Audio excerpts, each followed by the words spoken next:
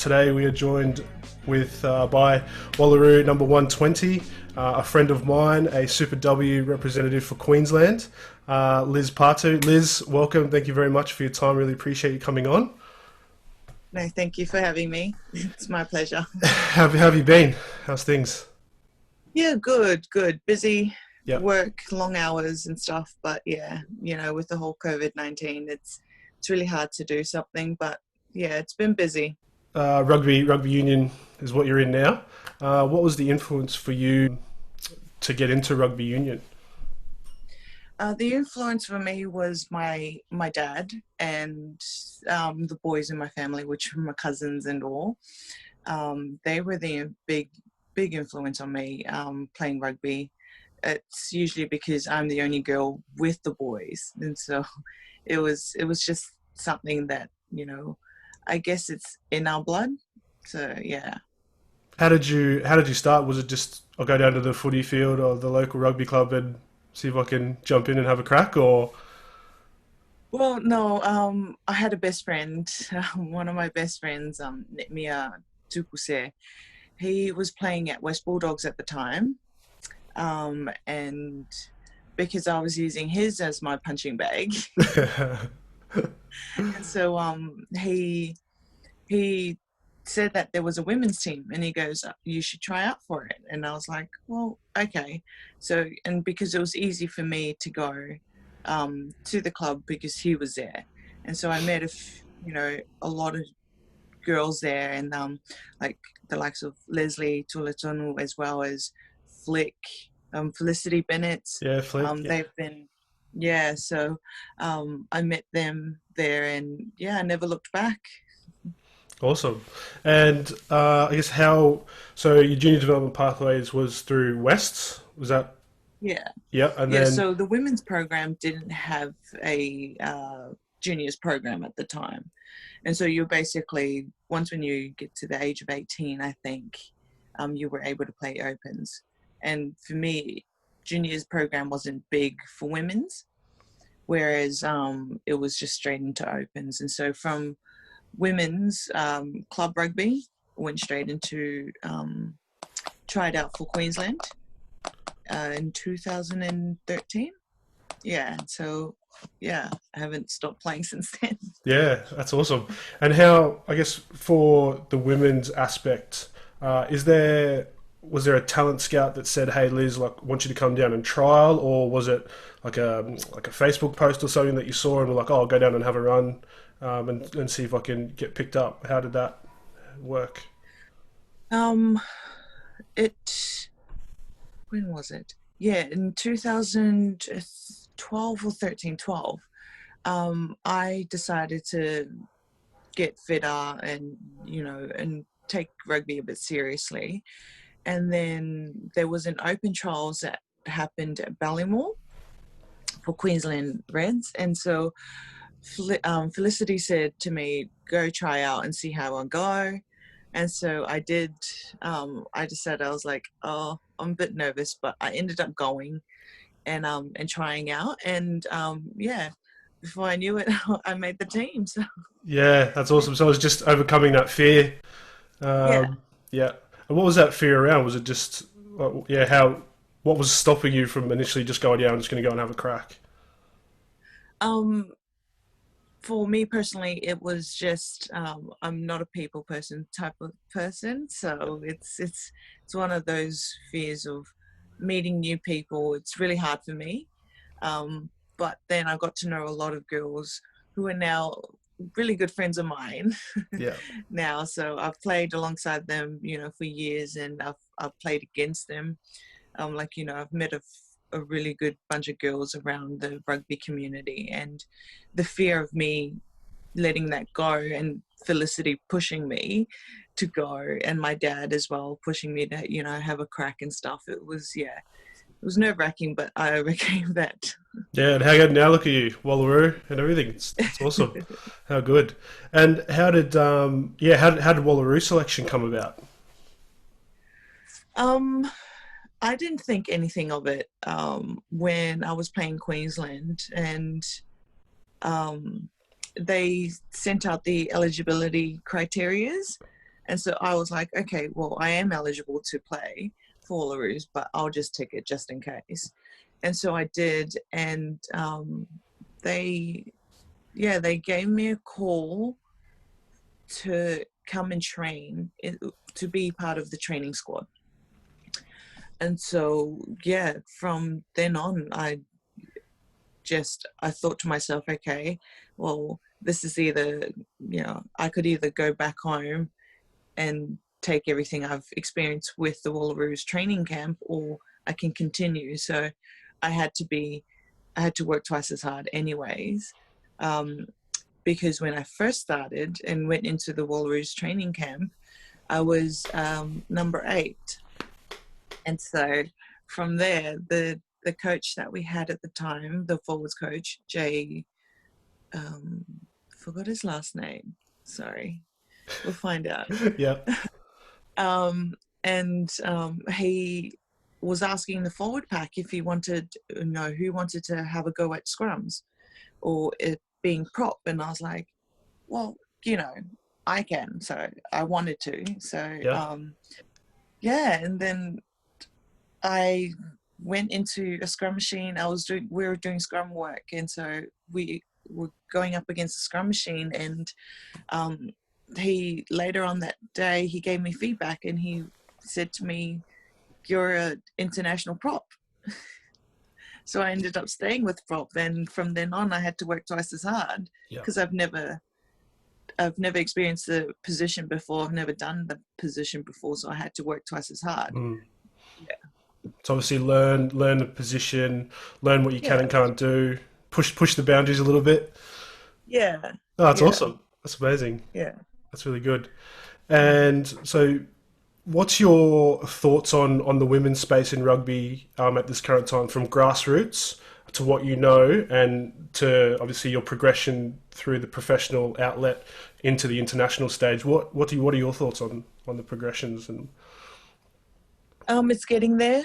It's getting better. Especially with a lot of the junior programs coming through for the women's and the young girls as well, like, school, and Mm, then you've got the club as well. That's really awesome to see. Like, I help Felicity with the junior girls at West as well, coach them, and even if a club has asked me to come here and there, I'm happy to go and just help and support them. But it's getting better. It's getting better, but there's so much more that they can do. Just to have the women's in such a massive platform. Like, for some girls, they do pretty much train them from a young age, mm, whereas other girls are just thrown into it, halfway through, their lives and stuff like that. And some are naturally talented, and some, have a little bit more to keep trying to keep up and stuff like mm, that. mm. But it's really hard with the different times, and sometimes all the experienced girls have to keep up with the the younger girls, the youth girls coming through and stuff like that. Like, we learn from them all the time. And Yeah.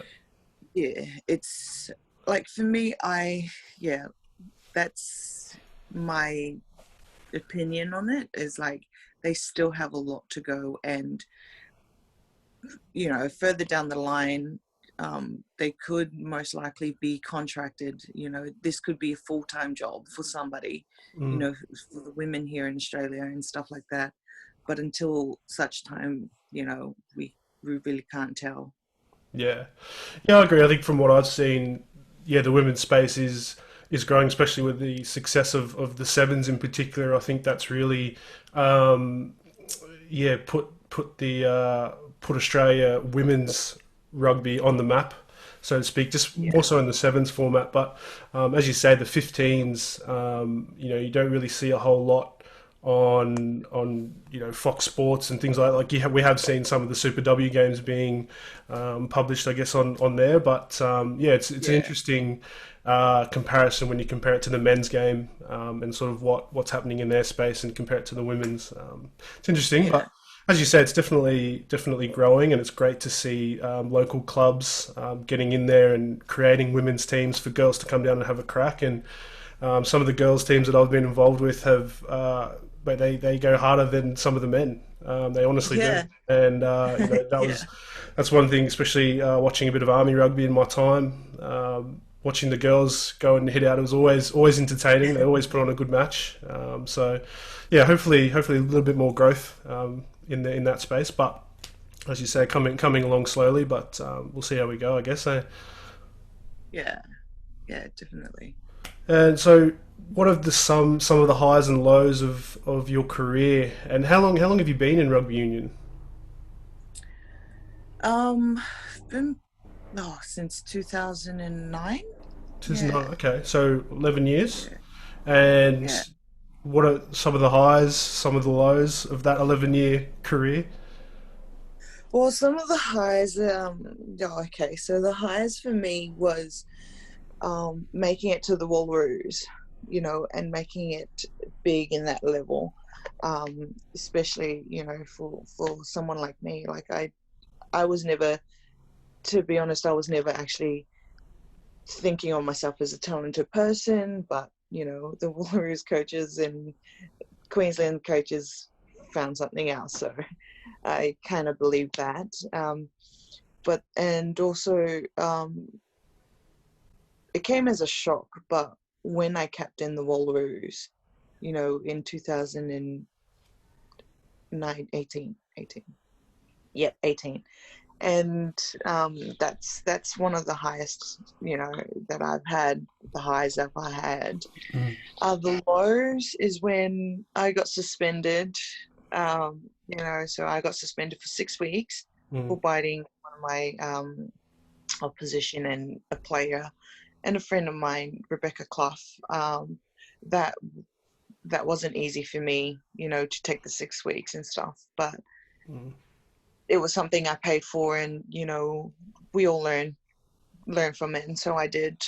And so this year I played, yeah, and then I got into Queensland again and started, you know, getting back into everything. So yeah. mm. And now you girls have been quite successful in terms of making finals since the Super W has sort of, I guess, really positioned itself as a strong competition. What's the culture like? Like, obviously, Moana's got a very good solid background of coaching and development. What's the team culture like for you girls?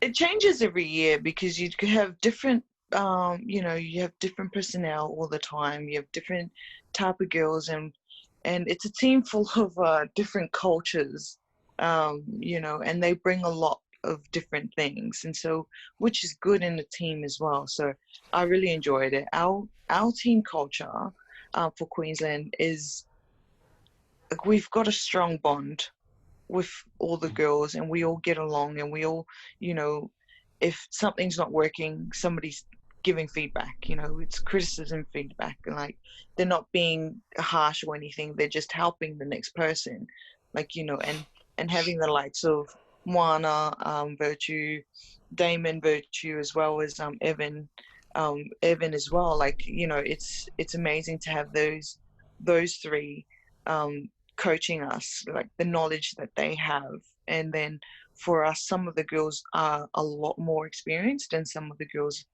are still coming through and they are nervous, but at the same time, they bring something fresh, and we also bring the experience and stuff like that. So it's a diverse, type of culture. Mm. Yeah, that's interesting. And how is the work-life balance for you? Obviously, you work a full-time job and you've got to balance training and recovery and all that. What's it like for you? It's really hard because, you want to do something that is really, um, it's passion, and it's a dream of yours to do, is just play rugby and stuff. And then having to go to work, it's really hard because you also need, you know, money. Okay, pretty much. You also need money to be able to survive in this world as well. And for me to be able to do that, I need to work. And like sometimes the hours at work are challenging, and sometimes I have to start earlier to finish early and go to trainings and then come home. Like it is about your mindset. So if you set your mind to, if I've set my mind to, okay, I've got to work from 7 o'clock to 2:45 or 3 or something like that, Yep. then that's work time. And then when I finish work, I've got to then get into the mind frame of, okay, I've got to go to training, I've got to make sure I do conditioning, I've got to do this and stuff, like gym and stuff like that. So it is really hard sometimes, because sometimes you've got too many trainings to go to, or like Wallabies trainings, then you've got Queensland trainings, and you've got club trainings. And so sometimes I get mixed up what days I'm actually going to. So I turn up somewhere and I'm like, oh crap, I got to go somewhere else. Yeah. It's happened to me a couple of times, but it's all about training your mind to be able to be able to take the challenges that life does have for you, as well as what you want to do. And that's for me as well. Like I love to challenge myself. And some people may say, I'm always in my head. I never smile. Yeah. And it's because I'm just, making sure that my mind frame and my mindset is actually stronger, and the will for me to keep going on. Yeah, definitely. Yeah, solid. That's definitely a lot around mindset with athletes, and for myself personally, jumping in and doing a podcast, that mental battle of how do I do it? What's the judgment going to be for me? I'm getting in front of a camera and reaching out to these people, dealing with the rejection of, oh no, I don't have the time to come on the show, and things like that. You build a resilience, and yeah, it's amazing that you spoke about that. That's really good. That's really positive. Because how many days a week are you training during the season, and obviously when we're not in a pandemic? What's the Yeah, training yeah. look like for you? Training is pretty much every day, and it's hard trying to find a day off. Like Sunday would most likely be my day off. But you're training up until Friday, or either Friday or Sunday. They usually have days off, and so train up until Thursday night, play Friday or Saturday night, or play Saturday, Mhm. and then try to recover on Sunday, and then trying to get in. And that's only with Wallaroos and Queensland trainings coming in. Other than that, if you're only just playing club, you're only playing, training 2 nights a week, and then playing Saturdays. So Yeah. it's for all of us that are training and playing for Queensland and Wallaroos, it is a full-time job as well. So we've got 2 full-time jobs that Mm. we have to, maintain and keep going with. So Yeah. yeah. Yeah. And what's the recovery like for you? Do they do the Super W and the Wallaroos have a set recovery, I guess, framework that you girls have to, jump in and adhere to, or what's it like? Yeah, so sometimes Queensland trainings, after trainings we have ice baths, and stuff like that. Or the Wallaroos, when they send out our schedule and stuff, they do schedule in recovery days and recovery stuff as well. So for us, it's just we try to keep up with everything that was sent and stuff like it. It's hard when you have girls all over the state, so we actually just get given, electronic stuff to Mhm. do. So, and not having a team there to be able to do it with them. Yeah. But, and it also comes down to us trying to find, the time for ourselves to actually step away, recover, and then get back into training, and stuff like that. Yeah. Yeah. And when you're in, obviously when you're at the Reds, you're training at Ballymore, and then when you get the call up to go to the Wallaroos, how how long is camp before you actually start playing, and what is that like? Um, Camp takes about a week. It depends. Um, so they schedule test matches throughout the year, and that's usually against New Zealand. This year was going to be more than what we've had in the last couple of years, and it was going to be against Canada, USA, and yeah, so Awesome. various Mm. yeah, and so we had Japan last year as well. We versed Japan last year, and it's something hard. It's hard. It's Yeah. really hard to try and keep up with everything, and especially if you are training yourself. Okay, mindset for one thing and then a mindset for another thing. So it's like you're talking to yourself pretty much. Yeah, yeah, yeah. That's it. You're trying to stay motivated. Definitely, I can understand that Yeah, for yeah. sure, 100%. Mm. And what's probably what is your favorite place that you've been to so far with rugby? Ireland. Yeah, Yeah, awesome. yeah. My When favorite place is Ireland. Yeah. when was that? Um, Woke up 2017. 17. Yeah. Yeah. How, Yeah. how long did you spend over there? We Wallabies were there for a month for the Women's World Cup. Yeah, awesome. Yeah, so it was one of my favorite places. Yeah. What did you get up to outside of rugby during that Um, time? we we got to go and sightsee. Mhm. Um, we we also went to the um, it was a oh, giant causeway. That's it. Yeah. Yeah, and we got to see somewhere along the we did a tour for the distillery as well for rum, and we also got to see some of the sets that they used for Game of Thrones. I think it was Game of Thrones. Yes. Yeah. Yeah. So we got to see a bit of that. Yeah, Yeah, it's it awesome. was good.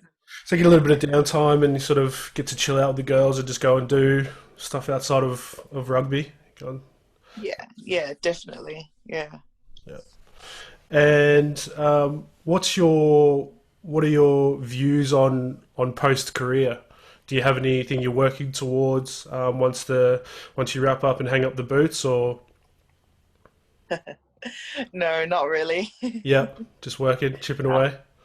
Yeah, yeah. Like I play Gridiron here in Queensland off season, and so for me to maintain and keep fit and stuff like that, like Gridiron is something that does give me that still that sense of contact, as well as the different type of things that rugby have has given me. So you know yeah, Gridiron is definitely something I would play. Yeah. um, that's with full pads and everything. So Yeah, cool. And how that's interesting. Is how do your rugby skills transfer to gridiron? Because I love the NFL. I watch it whenever it's on in the mornings before work. So how do your rugby skills transition into that? it's really good. Like the contact wise, you're hitting twice as hard, Yeah, um, and the different types of channels that you got to go through, and it's a similar thing to rugby, where is you're not taking on the same person or like one person, you're actually taking half a person and stuff like that. So it's a similar thing, and also it's this vice versa as well. So like Gridiron has given me the tracking sense of things. Gridiron, instead of tracking, going towards, like, we're just wanting to meet the person as to where they're going to be. And similar in rugby, it's sort of similar to everything. I kind of break up Gridiron as if it's a scrum, yeah, because then you have your front three, then you have your back row and your second row as well, and then just like an exploded scrum. And so for me, that's how I work it in my head. And so when I'm wanting to get through to spaces, and I can just pick somebody's back, and I'll be like, okay, I'll run towards you. yeah, yeah. Yeah, Awesome. yeah. And how did you fall into gridiron? Um, I wanted a different sport off season, and I said to my dad, I was like, I still want to play contact, but I don't, I don't want to. So that off season, I'm still in contact with my contact and stuff like that. And so I looked up because gridiron was one of the bigger things that I grew up watching as well. And so I looked up gridiron in Queensland, and so there was a club that came closer to me, and it was closer for me from home, and it was Panthers over in where was it? Not West End.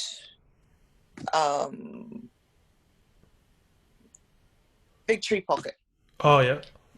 Yeah. So and they were there, and so I went and I went to one of the training sessions, and yeah, I kind of just kept playing and because of the rugby commitment, so I played 2 seasons when I first started, and then rugby got too much with the commitments and stuff, so that's when roughly when I started Wallabies, and so I couldn't commit to gridiron too much, and because I was playing sevens for Queensland as well as tribe sevens, it was hard for me to try and keep up with everything else that I had. So I had to give up gridiron for the moment. And then I started up again back in 2000 and this would be 18, 17, 18. Hmm. So I started up again in 2018. So it was a massive gap. But along the way with gridiron, I made so many good friends out of that. The seasons that I've played, and even the coach that I had, he's now one of my good friends. And so, he started up another club over in Griffith University. And so when I decided, and when I knew gridiron rugby wasn't getting a lot, I wasn't playing sevens anymore. I kind of stopped playing sevens just because I needed a break from everything. And then I decided to go back to gridiron, and yeah, my coach was coaching at a new club, and so I went over there and started playing again. That's awesome. And how expensive is the equipment? Oh, it's pretty expensive. It's expensive. So it's, yeah, sometimes you have to buy your own equipment. Um, but with my coach, he knows quite a lot of people within the gridiron and that know and that have equipment and stuff like that. So he buys them outright and and sells them to the players, and that way the players can have their own equipment and stuff. But you can also hire it from the club. So you get given, once when you pay your fees, you get given your equipment, but then at the end of the year you have to return the Yeah. equipment. So Yeah. yeah. Is it awkward to run in? Obviously, coming from a sevens background, it's a very fast paced game compared to the 15s. And then obviously with all this equipment on, what's it like? What's the movement like? Is it weird? Is it? It was hard at first. It Mm. was hard. I was like, I can't see because every time you have your head on the swivel, you never know where you're going to get hit from. But yeah, it was hard for me at first. I was like, I can't see, usually in rugby where you can see your peripherals, Yes. Yeah. whereas in gridiron you can't. You're just Yeah. seeing tunnel vision. So, and I was like, and so that's the reason why they have taught us to have your head on the swivel all the time. Have your head, and I was like, this is weird. So I Yeah. had to get used to it. But once when I was on that field, it was, I wasn't, yeah, I didn't mind having the pads on. I wasn't even on, you know, in anything. So Yeah. yeah. Nice. That's cool. Awesome. Well, Liz, is there anything else you wanted to mention, to shout out, talk about? No, No, all no. good. How can people stay up to date with what's going on in your career and everything? Is there any way to follow you or anything? Um, on Instagram, Facebook, Cool. I What's your get a lot Instagram? of Liz Patu. If you're looking for There you me, it's go. always Liz Patu. Yeah, awesome. There you go. Ladies and gentlemen, thanks for tuning in. Appreciate your time again, Liz. It's been great to have a chat and unpack your career. Hopefully you stay fit and healthy. Everything works out for you during this COVID situation, and we'll look forward to catching up with you soon once we all get back to work and Yeah. get on with what we're doing. Definitely. Awesome. Thank you very much, Take care, Liz. Tom. See ya. Thank you. Bye. Bye. Thank you so much for watching. If you liked that episode, hit that like button to help that YouTube algorithm. And to stay up to date, be sure to subscribe and hit that bell notification. You can find us on Facebook, Spotify and Apple iTunes by simply searching The Donnell Edition. Also, if you have any feedback or want to leave any comments, please do so, as I read and reply to each and every comment down below. Next Sunday at 3 PM, Abby Wilcox, a freestyle skier chasing her Olympic dream, joins us. So that'll be a cracker of an episode. Be sure to tune in. Sunday, 3 PM next week. Look forward to seeing you there.